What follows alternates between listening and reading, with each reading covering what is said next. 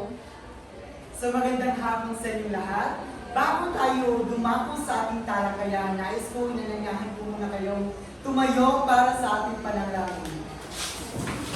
Sino ang Sino ang nakatawagan sa panalangin?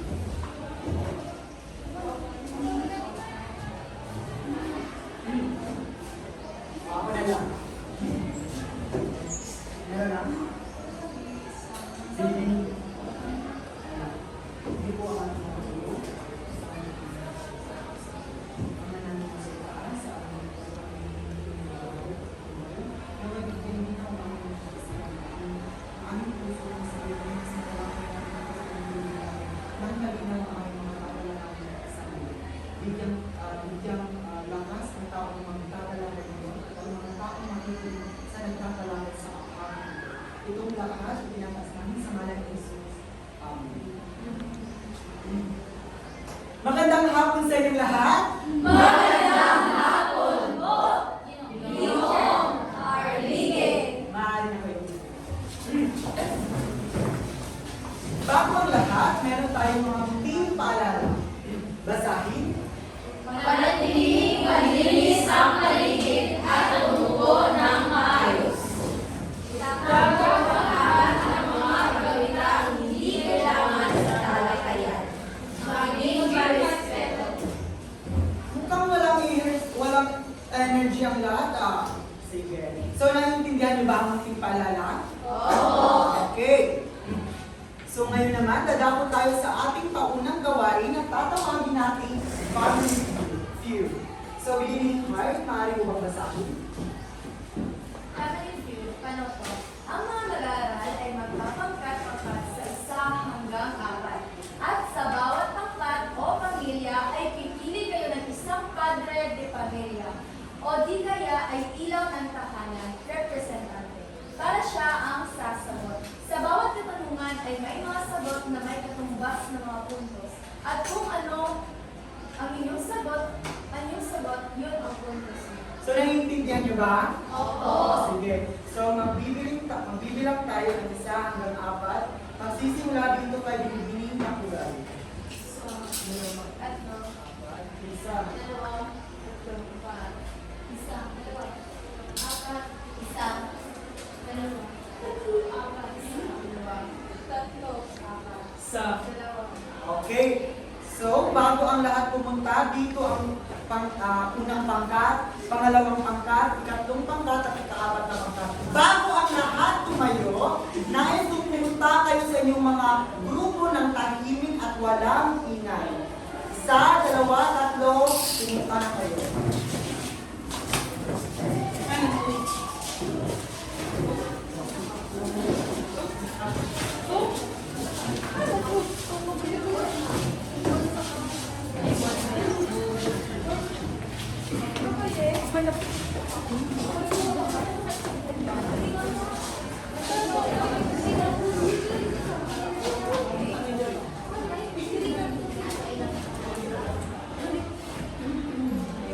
Okay, tapos na bang lahat? So, saan ang unang pangkat? Pangalawang pangkat? Ang ikatlong pangkat? At ang ikaapat na pangkat? Isulat ang inyong mga membro sa 1/4 at ilagay ang inyong bilang ng inyong pangkat. Anong pangkat kayo?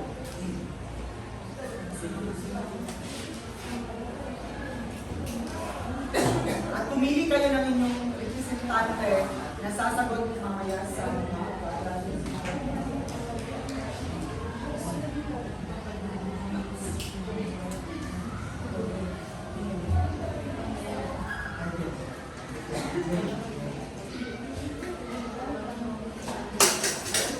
Sige, magsisimula na tayo sa ating paunang gawain. Sa unang pangkat, sino ang inyong representante? Mr. Reeser. Sa pangalawang pangkat? Medyo? Fuentes? Tumayo Fuentes? Sa unang pangkat? At sa ikaapat na pangkat, dyan lamang sa inyo. Sa ikaapat na pangkat, sino? Tumayo. Pag alam niyo ang sagot, ay hirap.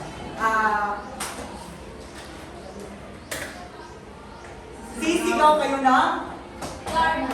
Darna. Ang unang makakasigaw, siya yung siya ang unang sasagot. At ang the rest, silang pangalawa, pangatlo, pangapat. Naintindihan niyo ba? Opo. Okay. Okay. Nag-survey ako ng 100 Filipino major.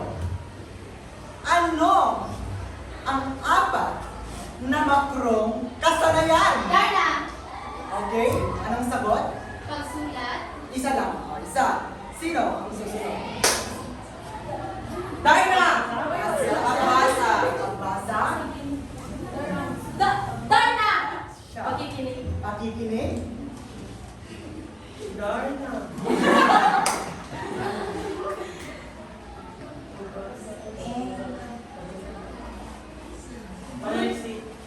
Pananalisik. Pananalisik. Ito ang katumbas ng mga puntos ng inyong sagot. Asa? So, ang unang pangkat, meron kayong 0. Ang pangalawang pangkat, meron naman kayong ilan? Ano ang meron kayong? Siya. Ang ikatlong pangkat, pangkat, ito. Okay. Sa pangalawang katanungan, sino ang inyong representante?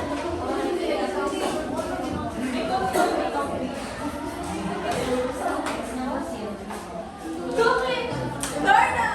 Sa unang pangkat ka? Ikatlong pangkat, pangkat na pangkat. Okay. Narito ang inyong katanungan. Nag-survey ako ng 100 Filipino majors. Ano ang apat na mga pangunahing asignatura sa BEC? Darna. Darna. Okay. Siyang pangalawa. Darna. Filipino. Darna. English. English. Math. Agham. Narito ang katumbas na puntos ng inyong mga sagot.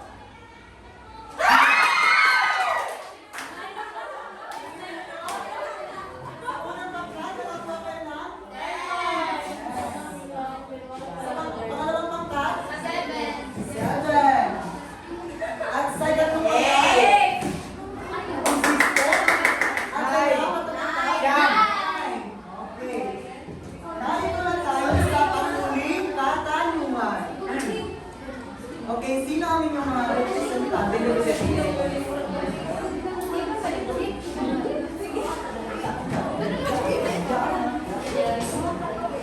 Sa ating pangatlong katanungan, meron lamang tayong 3 sagot.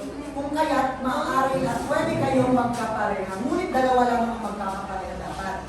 Okay, nagkakaintindihan ba tayo? Opo, sir. Okay. Nag-survey ako ng 100 Filipino majors. Ano ang 3 experimental na mga asignatura sa BEC?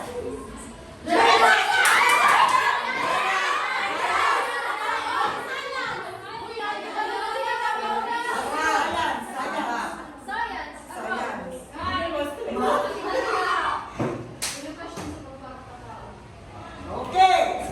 Tingnan natin. Katumbas na ito sa inyong mga sagot.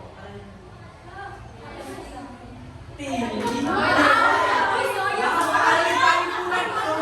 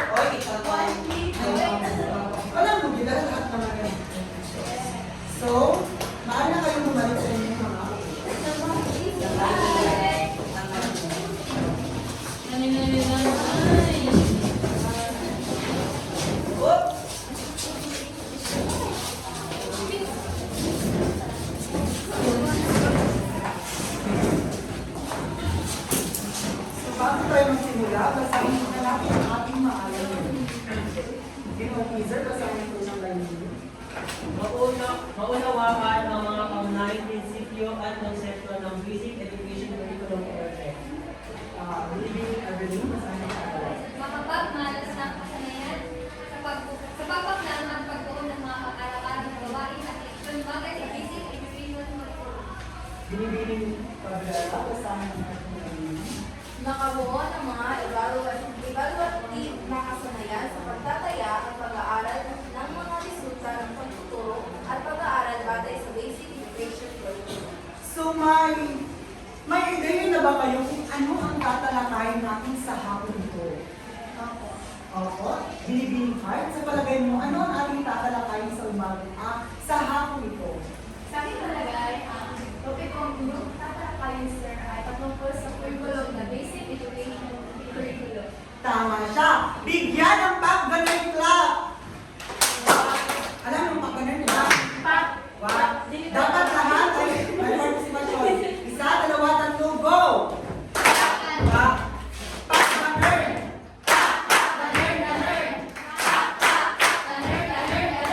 Okay. Ang ating tatalakayin sa hapon ito ay ang basic education curriculum. Bago ang lahat, ano nga ba ang basic education curriculum? Pakibasa din ang badang. Ang basic education curriculum ay layunin na tulungan ang mga guro, kabataan at lahat ng mga taong kasama sa pagpapaunlad ng kalidad ng edukasyon na may sakutuparan ang mga mithiin na nais makamit ng bawat isa. Okay, papamanhin, meron tayong bukas dito.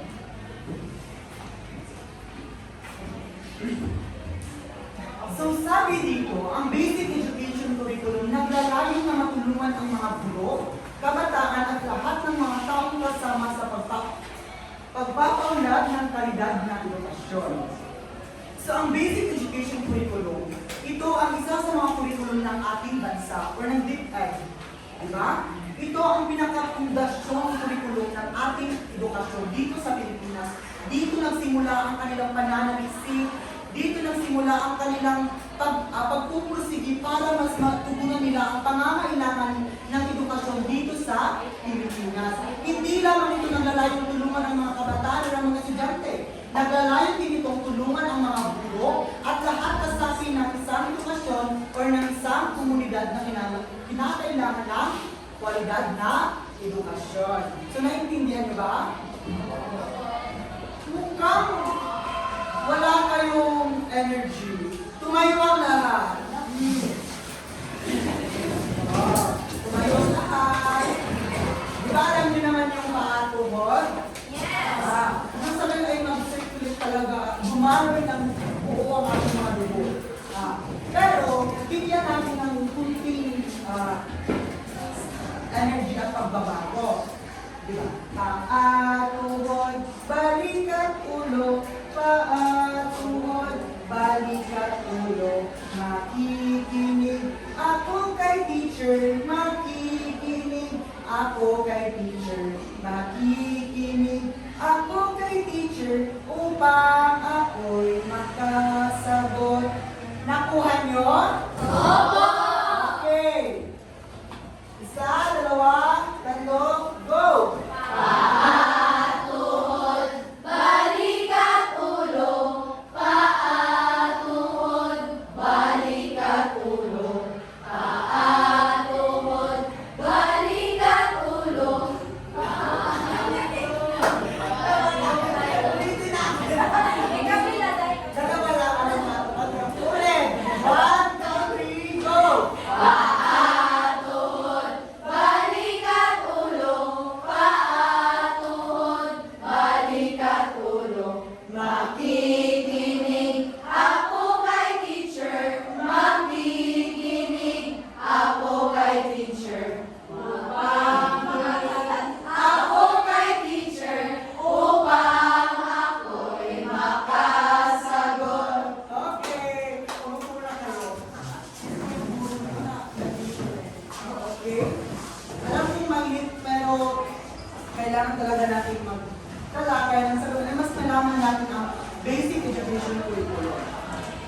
So, naintindihan nila dito?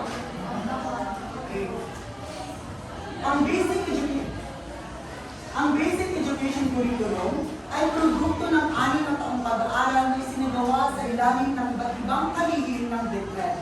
Kasama na dito si Lourdes, Kisumbing, Isidro Carrillo at Brother Andrew Gonzales. Simula ng 1995, isinagawa ang masinsinang konsultasyon sa iba't ibang stakeholder, ang mga paaralan, magulang, mag-aaral, negosyo, kalakalan at industriya, mga NGO. Pag sinabi NGO, non-governmental organization, at mga tao sa Departamento ng Edukasyon na nangangasiwa sa sistema ng edukasyon sa ground level. Gaya nga ng sabi ng ating guro na si Ma'am Arevalo, ang paggawa o ang paggawa ng isang curriculum ay ginagawa ito hindi lamang ng madalian. Ginagawa ito ng merong may masusing pananaliksik at masusing pagtatanong para nang sa gayon ay mas mailapat nila ang tamang solusyon at tamang mga pagkakasunod-sunod ng kanilang ginagawang curriculum. So ang curriculum, ang basic education curriculum, bago ito nailapat, bago ito nailunsad sa publiko at sa DepEd, binigyan ng mga masusing pananaliksik at pag-aaral nang sa gayon ay hiwala silang pagkakamaling maindigan at walang pagkakamaling solusyon ang mailapat sa mga estudyante at sa mga guro. Akalain nyo yun, 6 na taon muna nila itong pinag-aralan bago nakamit ang tamang timpla, tamang pag-aaral at tamang pananaliksik para sa curriculum na ito. Naintindihan nyo ba? Masyado ba kung mabilis? Hindi. Makatandaan ng mga tao ito na sila ni Lourdes Kisumbing, Isidro Carrillo at Brother Andrew Gonzales. At sinagawa nila ito simula ng 1995. Ipinagpatuloy ng nasa ilalim na lagda ang mga konsultasyon simula Marso 2001. So ang kanilang pananaliksik at paghihingi ng konsultasyon, hindi lamang nahinto sa isang taon o nahinto sa susunod na taon. Ito'y nagpatuloy hanggang sa Marso 2001. At sa ilalim ng mga lagdang mga taong nasa lagda, yung sila Kisumbing at mga taong tumulong para mas palakasin ang pundasyon ng basic education curriculum. Kumbaga, ang paggawa kasi ng basic education curriculum ay parang nasa kaso kayo. Kailangan bago ka sumalang sa court trial, kailangan malakas yung pundasyon ng ebidensya mo. Nang sa gayon ay walang butas na makikita. Ngunit sa basic education curriculum, gaya nga ng sabi nila, hindi lahat nagsisimula sa magandang resulta. Merong ibang pagsisimula ay doon tayo natututo kung ano pa dapat ang kailangan natin i-improve sa ating mga ginagawa. At yun ang nangyari dito sa basic education curriculum. Kumbaga, ang basic education curriculum ang naging hagdan para makamit nila at para makita nila ang tamang timpla ng ating edukasyong kalidad dito sa Pilipinas. So, naiintindihan? Okay. Kasama sa kinonsulta ang mga taga-DepEd, ang mga eksperto, mga guro sa publiko at pribadong paaralan, ang 16 na regional director, 145 na superintendente, hindi bababa sa 20,000 na punong guro at mga kinatawan na guro sa iba't ibang mga paksa at sa ibang antas na taon. So hindi lamang ito nakatulong kanilang pananaliksik sa isang tao, sa isang organisasyon. Kumbaga, lahat ng taong kasapi ng pag-aaral, mapa-publiko o pribadong paaralan, mapa-publikong mga guro o pribadong paaralan, kahit nasa antas lamang ng bababang antas ng mga guro, or kahit yung mga superintendent or regional director, lahat sila ay kasama sa paghihingi ng konsultasyon. Hindi lamang yung mga guro, pati na rin yung mga eksperto. Kasi sa pagsasagawa ng basic education curriculum, hindi lamang ito nakatuon sa pang-akademiko na pananaliksik. Nakatuon din ito sa pang-emosyonal na aspeto at sa pag-uugali ng tao. Kumbaga lahat ng aspeto, lahat ng sulok ng mga, kumbaga sa isang silid, talagang binubusisi nilang pagsasaliksik at pag-aaral. Nang sa gayon ay mas ilunsad nila ito sa kanilang mga mag-aaral o sa mga guro ng maayos at mas malinaw. Kumbaga hindi lang ito sa utak nila hindi lang utak yung pinagtutuon ng pansin, pati yung pag-uugali sa spirit, sa spiritual na aspeto, sa pakikipagkapwa-tao. Ito ang kanilang ginagawang pananaliksik dito sa basic education curriculum. Ang 2,002 BEC or ang basic education curriculum ay inihayag sa DO or Department Order Number or bilang 25 serye 2002 na inilabas noong Hunyo 17, 2002, 2002 BEC, aktwal na pagpapatupad ay natagpuan sa Department Order Number 43 Series 2002 na may petsang Agosto 2002. So ang pagpapatupad talaga ng BEC ay talagang nangyari at nailisad sa nailabas ito noong Hunyo 17. Ngunit mas naipatupad ito sa Agosto 2009. Pag sinabi natin nilabas, kumbaga inanunsyo muna nila sa publiko na may pananaliksik o kumbaga pinost sa social media ng DepEd, pinost sa social media ng mga gobyernong ahensya para na malaman ng mga taong may ginagawang pananaliksik ukol sa isang curriculum para sa isang pag-aaral. At ito ay inilabas o pinatupad talagang kumbaga in-implement na nila sa buwan at araw ng Agosto 2002.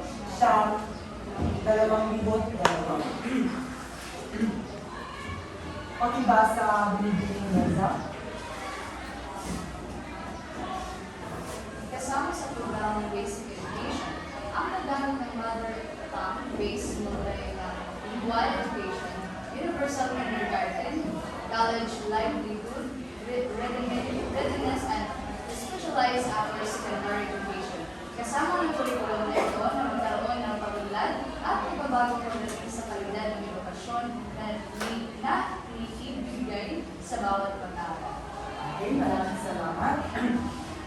So kasama din sa programa ng Basic Education Curriculum ang paggamit ng mother tongue base. So sa palagay niyo, bakit ano ang kahalagahan ng paggamit ng mother tongue base dito sa curriculum na ito? Okay, para sa ating oral recitation, ito ang mangyayari.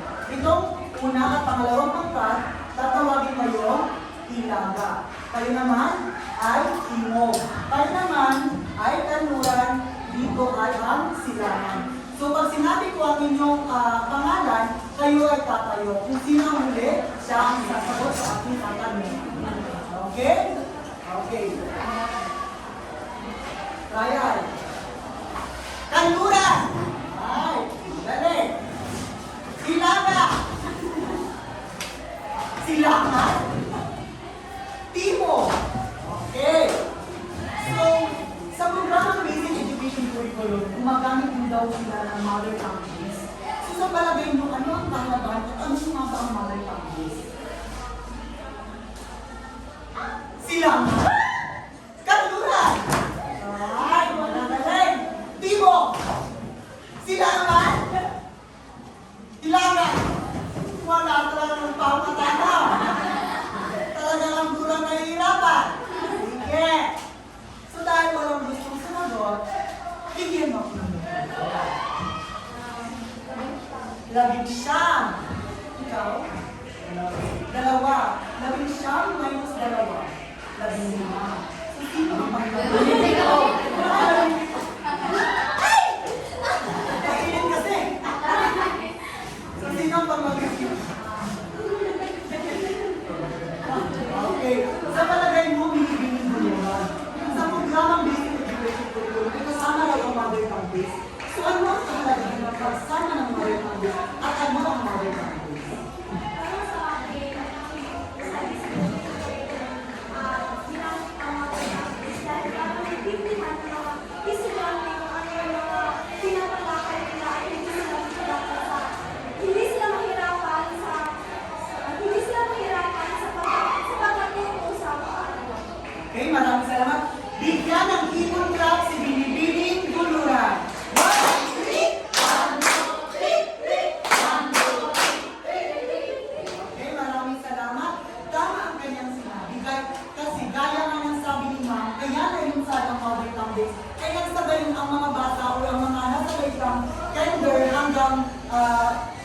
ikatlong baitang ba? Ikatlong baitang ay hindi